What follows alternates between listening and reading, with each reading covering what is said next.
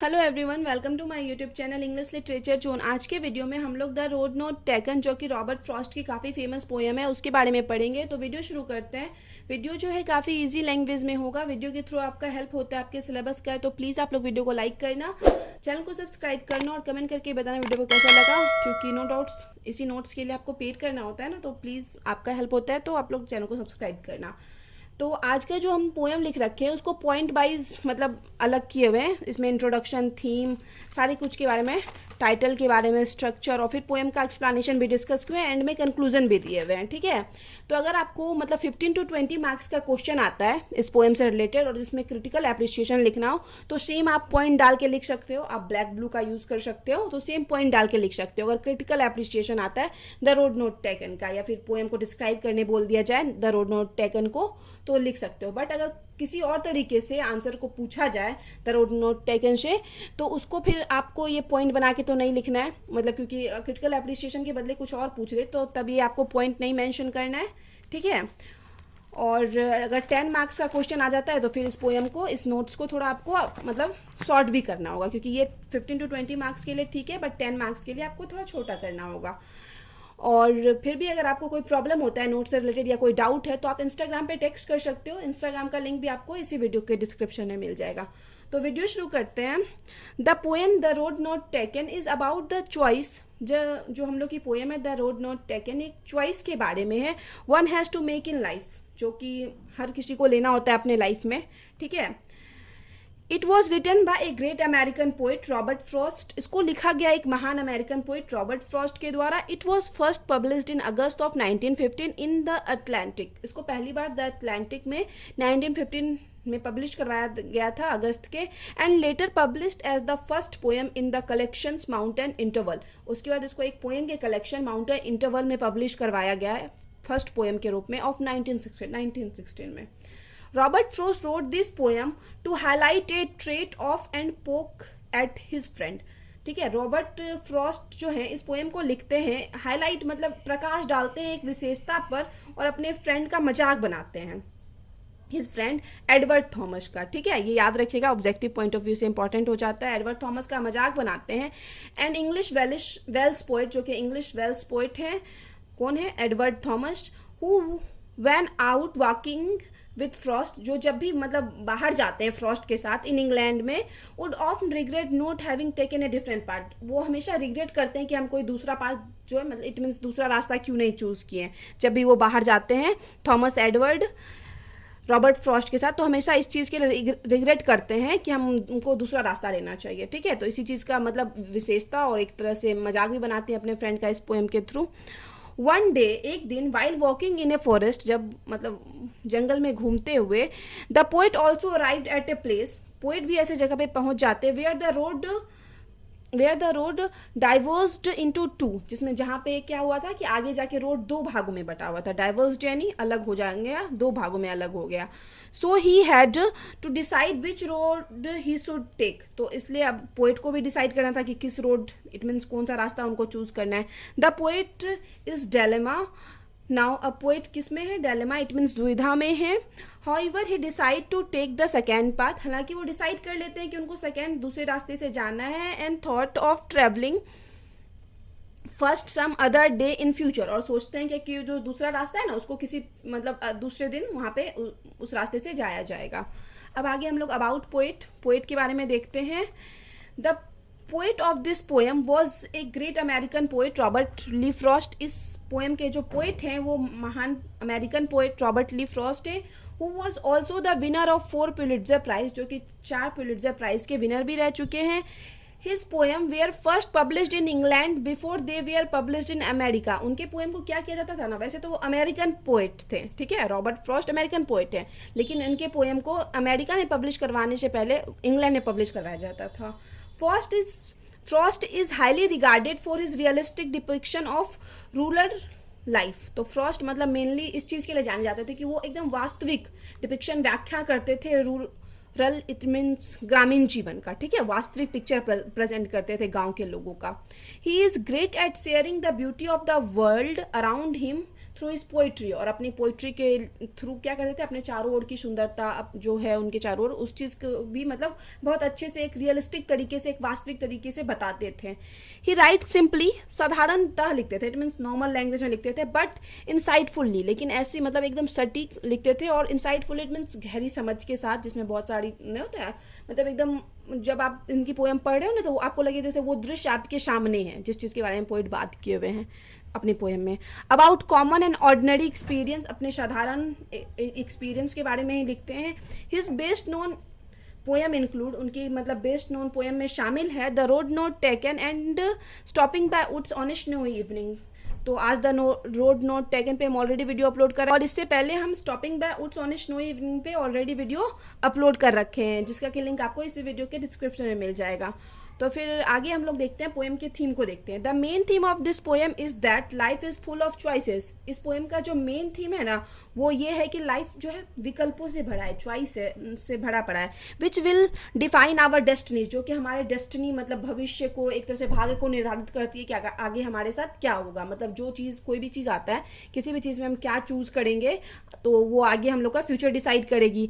The speaker spends a while deliberating When he comes to a fork in the road, poet speaker क्या करते हैं ना, मतलब spending a while मतलब थोड़ा मतलब टाइम बिताते हैं deliberating when he comes to a fork, जब वो मतलब सोचते हुए कि जब वो एक फॉर्क मतलब क्या होता है ना, एक तो आप लोग जानते हो फॉर्क जो normally chowmein Maggi, it means वो कांटा वाला जो चम्मच आता है, स्पून आता है, उसको फॉर्क कहते हैं। और यहाँ फॉर्क का मतलब क्या होता है ना, ऐसा सड़क जो मतलब दो भाग में विभाजित हो जाए, ठीक है, आगे जाके। तो वहाँ पे पोइट खड़े होके रोड के बारे में सोचते हैं, स्पीकर मतलब जो पोइट्स हैं। द रोड विच सिम्बलाइजेस, जिसका मतलब जिसको यूज़ किया गया प्रतीक के रूप में, एक choice he must make in his life, जो कि उनको लाइफ में लेनी है। मतलब दो रोड में से एक रोड कंफर्म चुनना है, तो उसी तरह लाइफ में भी बहुत सारा टाइम ऐसा होता है जिसमें दो विकल्प में से हम लोग को एक चूज़ करना होता है। The choice that he made, और जो भी वो चॉइस करेंगे, जो भी चुनेंगे विकल्प, he made has made all the difference in his life. इससे क्या होगा, उनके लाइफ में मतलब ढेर सारा डिफरेंस आएगा, मतलब भिन्नताएँ आएगी। अगर दोनों चॉइस अलग अलग है ना, तो मतलब हो सकता है आगे अगर एक रास्ते पे चला जाए तो आगे जाके वहाँ कुछ मिले, अगर दूसरा रास्ता चूज़ किया जाए तो वहाँ आगे जाके कुछ और ही मिले। तो इस वजह से तो दोनों पे मतलब दोनों का असर पड़ेगा आप फ्यूचर पे। अब आगे है स्ट्रक्चर ऑफ द पोएम के स्ट्रक्चर के बारे में पढ़ेंगे। Robert Frost has used an interesting style in the road not taken, इसमें इंटरेस्टिंग स्टाइल यूज़ किए हुए हैं। He has pen the poem in the first person point of view से लिखा गया है इस पोएम को। So it is a lyrical poem, एक लैरिकल पोएम है। The poem has total 20 lines divided into 4 stanza. Poem में टोटल 20 लाइन है जो कि 4 स्टांजा में डिवाइडेड है। It stanza has 5 lines, her stanza में 5 लाइन है, 5 पंक्ति है। It stanza of the poem follows a specific rhyme scheme, और हर स्टांजा मतलब जो है ना एक स्पेसिफिक राइम स्कीम फॉलो करती है पोएम की, A-B-A-A-B, ठीक है, A-B-A-A-B। Etch line has 9 syllables, her line में 9 syllable है। So the overall poem is composed of iambic tetrameter, इसलिए जो पूरी पोएम लगभग है ना उसको आयम्बिक टेट्रामीटर में कंपोज किया गया है। तो 9 syllable क्या होता है ना, कहीं किसी लाइन में 9 syllable है, किसी में 10 है और किसी में 11 है, बट अगर ओवरऑल syllable की बात की जाए तो ये पोएम जो है आयम्बिक टेट्रामीटर में लिखा हुआ है, ठीक है। कहीं कहीं लेकिन 8 और 9 ऐसे करके यूज़ किया गया और कहीं कहीं 10 भी यूज़ किया गया है। वह टाइटल, अब टाइटल के बारे में पढ़ते हैं। इट सीम्स दैट, ऐसा प्रतीत होता है, ऐसा लगता है, the notion of regret is seen the title. इसमें मतलब टाइटल पढ़ के ऐसा क्या लगता है ना कि इस टाइटल में रिग्रेट दिखाया गया, पश्चाताप दिखाया गया है। The title the road not taken rather than the road taken, मतलब पोइट क्या किए हैं, जिस रोड को चूज़ किए हैं उस चीज़ को टाइटल नहीं रखे हैं कि द रोड टेकन, बट जिस रोड को नहीं चूज़ किए हैं उस रोड चीज़ पे टाइटल रख दिया है द रोड नोट टेकन। तो इट मीन्स क्या, पोइट क्या दिखाता है, एक तरह से मतलब पोएम का टाइटल एक तरह से दिखाता है कि ये क्या, पोइट रिग्रेट फील कर रहे हैं, इसलिए ये the road not taken title choose किए हैं। अल्दाउ, हालांकि the speaker has made his choice, speaker अपना चॉइस बनाता है। He can't stop thinking about the road, मतलब चॉइस मतलब बना चुका है कि इसको किस रास्ते पे जाना है, फिर भी क्या होता है, he can't stop thinking about, मतलब वो खुद को रोक नहीं पा रहा है सोचने से, about the road he left behind, जिस रोड पे वो नहीं गया उस रोड के बारे में सोचने से खुद को रोक नहीं पा रहा है। इस वजह से इसका टाइटल क्या किया गया है, the road not taken. It means poet उसी रास्ते के बारे में सोच रहे हैं जिसको वो चूज नहीं किए हैं। दस इस प्रकार वी कैन इन्फर दैट, इस प्रकार क्या होता है कि हम लोग अनुमान लगा सकते हैं, that Frost calls the poem the road not taken, कि पोएट जो फ्रॉस्ट है वो पोएम को द रोड नॉट टेकन कहते हैं, बिकॉज क्योंकि he is thinking about the choices he didn't make, क्योंकि वो उस चीज़ के बारे में सोच रहे हैं जो चूज नहीं किए। इन द सिंपल लैंग्वेज अगर मेरे पास दो एग्जाम्पल बता रहे हैं, दो चॉइस है, एक टीचर का जॉब, एक गवर्नमेंट जॉब, कि अगर हमको टीचर बनना है एक अच्छा, या फिर गवर्नमेंट जॉब करना है, तो दो ऑप्शन है। तो हम टीचर तो बन गए बट फिर भी सोच रहे हैं कि मे बी गवर्नमेंट जॉब ज़्यादा अच्छा ऑप्शन था, तो ये वही हो गया कि हम पूरी लाइफ मतलब गवर्नमेंट जॉब के बारे में सोच रहे हैं बट चूज़ कर लिए हैं टीचर बना। ये एग्जाम्पल था, नॉर्मली आया जो लाइफ से इंसान रिलेट कर पाता है वैसा ही एग्जाम्पल। अब आगे है पोएम एक्सप्लेनेशन, पोएम का एक्सप्लेनेशन हम लोग देखते हैं। The poem starts with the poet, poem poet से शुरू होती है, who has walking down a road, जो कि एक रोड पे चल रहे थे, and then there was a diversion, और तभी एक डाइवर्शन आता है उनके पास। इट मीन्स दो रास्ता आता है अलग अलग, जो अलग होने वाला, ठीक है। There were two different paths, वहाँ पे दो अलग अलग रास्ते थे, and he had to choose one out them, और उनमें से किसी एक को चूज करना था पोएट को।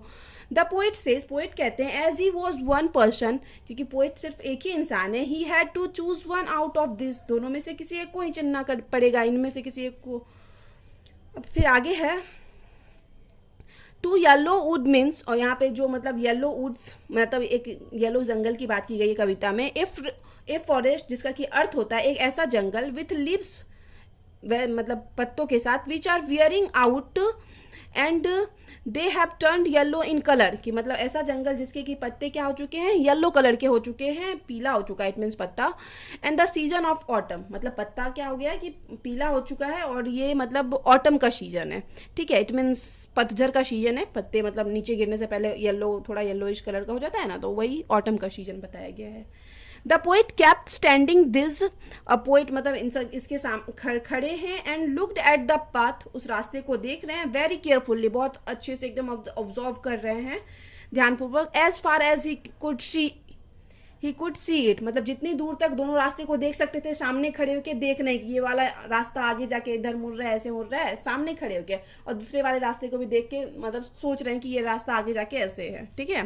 बिफोर टेकिंग द पाथ, अब पाथ को सेलेक्ट करने से पहले, जाने से पहले, he wanted to know about it was, मतलब हाउ इट वॉज, पोएट क्या करते हैं, जानना चाहते हैं कि रास्ता आगे का कैसा होगा, उस रास्ते के बारे में। Was it suitable for him और नो, मतलब ये भी जानना चाहते हैं कि क्या वो जिस रास्ते को सेलेक्ट करेंगे वो उनके लिए सुटेबल होगा या नहीं।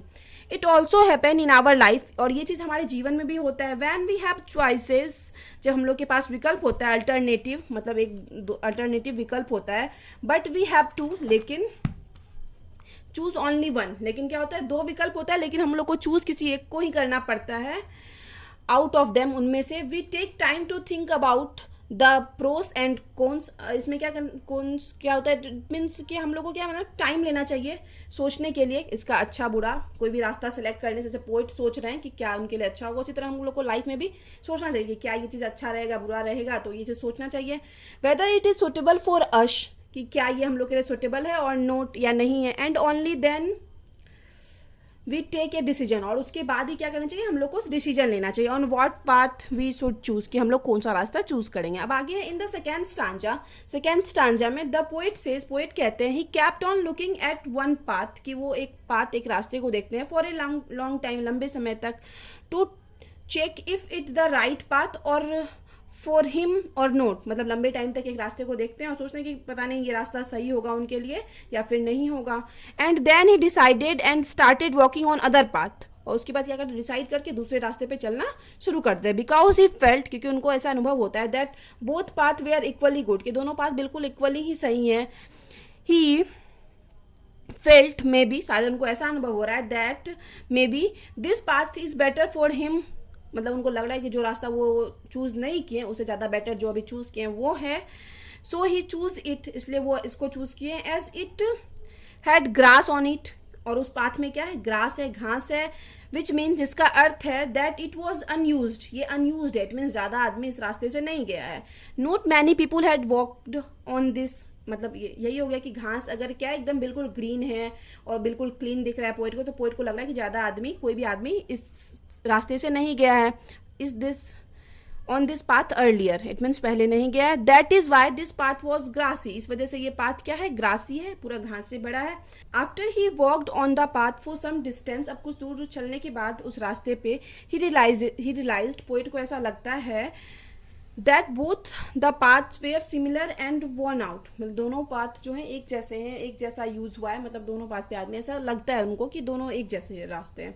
इवन इन आवर लाइफ, हमारे जीवन में भी क्या होता है, वी टेक एनी पाथ, कोई भी रास्ता हम लोग चूज करते हैं और ऑप्शन कोई भी ऑप्शन चूज करते हैं, but all of them have the same benefits, but क्या होता है दोनों का में सेम बेनिफिट होता है, डिसएडवांटेज भी होता है, इट मीन्स नुकसान भी होता है, प्रॉब्लम भी आती है, चैलेंजेस भी आती है। कोई भी रास्ता चूज करो, हर चीज़ में चैलेंज आएगा, डिसएडवांटेज आएगा, या बेनिफिट फ़ायदा भी होगा तो सेम बेनिफिट होगा, and we must face them, और हम लोग को उसका सामना करना ही पड़ेगा चाहे कोई भी पाथ चूज करो। वी थिंक दैट, हम लोग सोचते हैं that we are choosing a better option, कि हम लोग को लगता है चूज करने वक्त कि हम लोग सही ऑप्शन चूज कर रहे हैं, but it is not that way, लेकिन ये बिल्कुल ऐसा नहीं है, दोनों में प्रॉब्लम आएगा, दोनों में आपको प्रॉब्लम का सामना करना ही पड़ेगा, दोनों के फायदे नुकसान दोनों हैं, दोनों किसी भी रास्ता को आप चूज करो। इन द थर्ड स्टांजा, अब तीसरे स्टांजा में द पोइट सेज, पोइट कहते हैं that the path were similar that morning, कि वो मॉर्निंग में जो पाथ थे, रास्ते थे, वो बिल्कुल सिमिलर एक जैसे थे। Both had leaves on them, दोनों पे लिप्स पत्ते थे, and no one had stepped on them, और कोई उस पर चला भी नहीं था। As they were are still green in colour, क्योंकि वो अभी तक कलर में ग्रीन है। ही डिसाइड्स, वह डिसाइड करता है that day he would take one path and keep the other for another day, कि वो सोचता है कि मतलब एक दिन आज तो हम ये वाला रास्ता चूज कर लें, लेकिन अनदर डे जो है अगले दिन हम दूसरा रास्ता भी चूज करेंगे। हालांकि ही न्यू दैट, वह जानता है, he could not go back on the choice that he had made, कि वो, हालांकि पोइट जानता है कि वो उस चॉइस को बदल नहीं सकता, जो रास्ता एक बार चूज कर लिया, इट नॉट मीन्स कि वापस आके फिर दूसरे रास्ते को चूज कर लिया जाए, ऐसा पॉसिबल नहीं है। सिमिलरली, सेम, सामान्यतः सेम क्या होता है ना, इवन इन आवर लाइफ, हम लोग के जीवन में भी, once we choose an option, जब हम लोग कोई ऑप्शन चूज कर लेते हैं, we must keep on moving, तो हम लोग को उस पर ही चलते रहना चाहिए, अहेड, आगे, विद दैट ऑप्शन, उसी ऑप्शन के साथ, and we never get a chance to come back, और हम लोग को क्या होता है, चांस भी नहीं मिलेगा, मौका भी नहीं मिलेगा वापस आने का, and take the other option that we had left earlier, और जो ऑप्शन हम पहले छोड़ चुके हैं, मौका भी शायद ना मिले दोबारा कि हम फिर से वापस आए उस रास्ते पे, और फिर से जो ऑप्शन छोड़े हुए उस ऑप्शन को अब की बार चूज कर ले। इन द लास्ट स्टांजा, सबसे आखिरी स्टांजा में, poet talks about future, poet भविष्य की बात करते हैं। ही सेज दैट, वह कहते हैं, वंस अपॉन ए टाइम, की एक बार की बात है, ही हैड रिच्ड